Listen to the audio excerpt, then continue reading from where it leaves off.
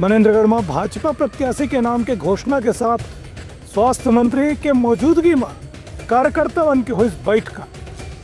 जम्मू कार्यकर्ता मल्ला प्रत्याशी ला जीत दिलावर हर प्रकार के प्रयास करे के लीन हावे संकल्प। छत्तीसगढ़ में नगरीय चुनाव को लेकर के हलचल तेज हो गया है। वहीं सभी राजनीतिक दल अपन प्रत्याशी की जीत सुनिश्चित करे पर लगातार बैठक के आयोजन करते हैं। मनेन्द्रगढ़ शिवमिरी भरतपुर जिला के नगर पंचायत झगड़ा खंड में भाजपा अपन अध्यक्ष प्रत्याशी के साथ ही 15 वार्ड की प्रत्याशी भी घोषित करे के बाद आज बैठक शुरू करी। इमा प्रदेश के स्वास्थ्य मंत्री श्याम बिहारी जायसवाल, पूर्व केंद्रीय राज्य मंत्री और भरतपुर सोनहत के विधायक रेणुका सिंह सहित भाजपा जिलाध्यक्ष चंपा देवी पावले, पूर्व जिलाध्यक्ष अनिल केसरवानी, प्रभारी मनोज त्रिपाठी बैठक में शामिल हुए।